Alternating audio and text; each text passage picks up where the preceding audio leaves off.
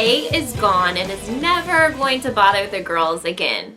Do you guys believe that? Okay, because I don't either, even though A has been missing from this episode. Hey guys, and welcome back to Kellie TV. Another great episode of Pretty Little Liars with a lot of stuff going on.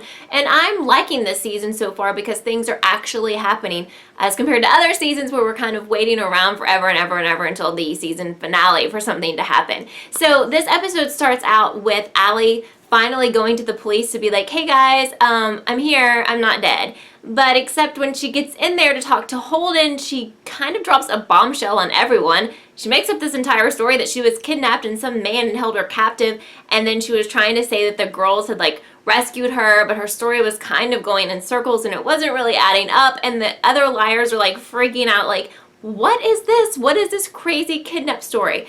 But we find out later there's a reason for that, and we'll get to that in just a little bit. So the girls are having to explain to their families why they never said anything about knowing that Allie was alive for at least the past month. So that kind of gets complicated and no one really understands. What's up with Jason? He's acting totally shady. Obviously something's going on here. The fact that he's acting over the top shady, when I've watched other episodes of PLL for all these seasons like you guys have, when someone's so crazy over the top shady, it usually means they're really not that shady. I mean, let's think about Ezra. He really ended up not being A. So I think that Jason's probably not as evil as the show is trying to make you think he is, but something's definitely going on with him. So what do you guys think that is? I'd love to know what you think. Someone's texting Allie again. Seriously, will it ever stop? And right now she doesn't know who this person is. It's freaking everyone out, especially Aria. Why is it freaking Aria out? Well, she did kind of push someone to their death, and no one really knows about that yet. I mean, the police. So she's kind of having a freaking breakdown. They also can't reach Mrs. D, which shocking because we know that things just did not look good for her at the end of last season. And Aria's brother's trying to hook up with Mona again because, I don't know, he's just clueless, I guess. But hey, did he grow up since we last saw him? Because, hey Mike, you're looking really hot.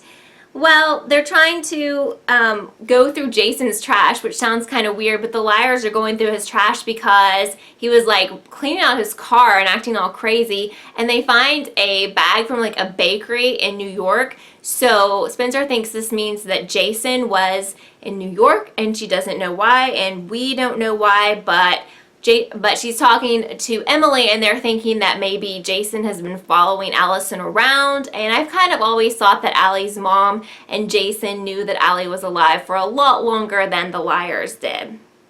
I think that Aria is going to have a nervous breakdown. She's hearing this violin music, and I don't know if this is real, if this is what it is, but it's reminding her of Jenna and it's freaking her out. Maybe it's just in her head because she knows that she's kind of responsible for Shauna's death. But anyway, she's wanting to go to the police and everything. I don't know what's going to happen to her, but I definitely feel bad. And then, so Hannah's mom was going through Mrs. D's emails, and it looks like there was an email that Mrs. D was going to send, a draft, and it says, I can't protect you anymore. So who was she trying to send that to? I mean, I still think there's some sort of mystery twin person out there. I'm wondering if Allie has a twin. I'm still wondering about that. As much as they say they don't go by the books, 99% of the time they go by the books. Jason keeps telling his dad that he wants to go to Philly, and what's up with this dad guy? Have we seen him lately? Because I don't really remember him. Why does he want to go to Philly? He says he's trying to help a friend, but I don't know about that either. Just more shady Jason. We need to figure that out, or hopefully the show will give us more clues coming up. And Mona, we find out as she meets Allie, I guess, and that's a mausoleum or something like that. She's saying that she's the one that sent the creepy text. Mona is acting just as creepy as she was in the last episode, so we know we're getting creepy Mona this season, not cool Mona. And she's saying, you got to tell the truth's going to bury you in a New York minute.